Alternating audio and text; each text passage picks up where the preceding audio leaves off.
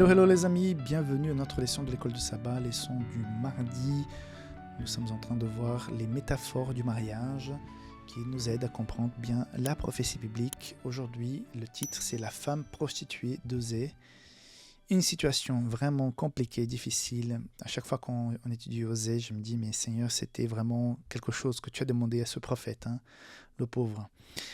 Je rappelle aussi que nous avons bientôt la semaine de promo exceptionnelle, publication adventiste du 19 au 27 avril, où les choses seront extrêmement moins chères et on a des cadeaux selon les paniers d'achat, donc jusqu'à 4 cadeaux, des 4 livres en plus, il y a une Bible et 3 livres que tu peux recevoir selon le montant de tes achats. Si tu achètes 4-5 livres et que ça dépasse, je crois, 150 €, tu vas revoir en plus de tes 4-5 livres, encore 4 autres. Okay, donc, et les frais inclus. Donc, super promo. Donc, ne perds pas cette occasion. Concernant la leçon, franchement, hein, Osée, il a été un très bon prophète et fidèle, puisque justement, au chapitre 1, verset 2, la première fois que l'Éternel adressa la parole à Osée, l'Éternel dit à Osée, va, prends une femme prostituée et des enfants de prostitution, car le pays se prostitue, il abandonne l'Éternel. En résumé, Dieu est en train de dire à Osée, tu vas te marier avec une prostituée pour que les gens puissent comprendre, parce qu'ils vont dire ça, mais il est fou ce prophète, un prophète de Dieu qui va se marier avec une prostituée, pour qu'ils puissent comprendre quelle est notre relation, parce que eux, ils sont la prostituée, et toi, tu représentes moi. Donc, ton mariage sera une illustration de ce qu'on vit actuellement. Mais malgré tout, en lisant ce livre d'Osée, j'ai l'impression qu'Osée, il est tombé malade de cette femme, malgré tout. Je pense que au départ, il suivait les recommandations de Dieu, mais j'ai l'impression il arrive finalement à aimer cette femme. Une femme qui est infidèle, bien sûr, habituée à la prostitution. À un moment donné, Osée part pour faire je ne sais pas quoi, et elle part aussi pour revenir à son ancien métier. Et ça a dû être quelque chose de compliqué. Mais qu'est-ce qu'on apprend dans cette histoire? C'est que Jésus a utilisé beaucoup de paraboles. Mais Dieu, dans l'Ancien Testament, bon, Jésus, Dieu est la même personne, mais dans l'Ancien Testament, on voit ce même Dieu qui va faire une parabole vivante.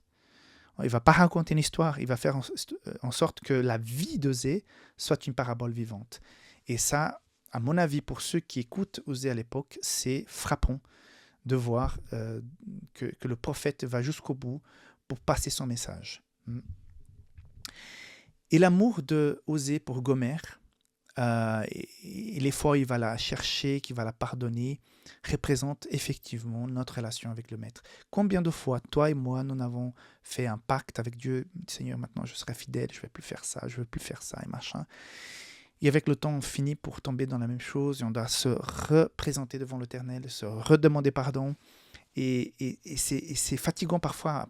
Parfois, on a envie de laisser tomber en disant mais on est trop nul, je ne sers pas pour être chrétien.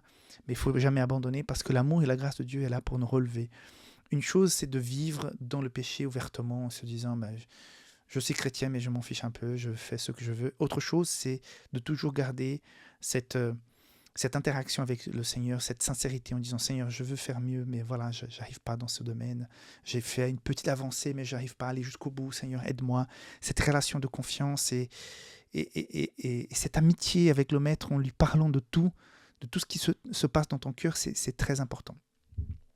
Il y a aussi un jugement dans cette histoire d'Osée où la femme va payer pour ce qu'elle a fait, comme l'Église va payer pour ce qu'elle a fait, mais c'est un jugement empreint d'amour pour faire quoi? Pour faire en sorte que la personne revienne. Donc, par exemple, même dans le cadre humain, la prison devait être un lieu où les gens vont se repentir et vont sortir meilleurs pour ne plus faire ce qu'elles ont fait. Je veux imaginer que pour certaines personnes, ça marche, parce qu'elles ont compris que ça ne paye pas le crime, les choses qu'elles ont fait parce qu'elles ont perdu leur liberté. Et pour d'autres, ça devient une université du crime où la personne sort pire qu'avant. Mais normalement, la justice de Dieu fait en sorte que les gens comprennent que ça ne va pas. Ce n'est pas le bon plan de s'éloigner de Dieu et de revenir vers lui. C'est la meilleure chose. Il est toujours ouvert à donner une deuxième chance, différemment de la société en général, qui a de la peine à donner une deuxième chance à quelqu'un qui a passé des années en prison. Ok ? Et surtout cette espérance de nouvelle vie, de restauration à chaque fois. C'est beau ça de voir à chaque fois qu'on peut recommencer avec le Christ, qu'on peut relever la tête. Il y a tellement de gens qui sont malades, qui sont souffrants, parce qu'ils ont fait des choses par le passé, que jusqu'aujourd'hui, ça les écrase la tête. Ouais, t'as fait ça, t'as fait ça, t'as fait ça, t'as fait ça. Tandis que le chrétien, il peut déposer tout ça devant l'autel du Seigneur et dire, Seigneur, voilà ce que je suis, voilà ce que je fais. Je demande sincèrement pardon. Je demande pardon aux gens que j'ai pu faire mal, mais me voici, fais-moi revivre, et Dieu le fait. Ça, c'est beau, ça, c'est magnifique. Ça, c'est notre Dieu. Osée 2,14, j'aime beaucoup.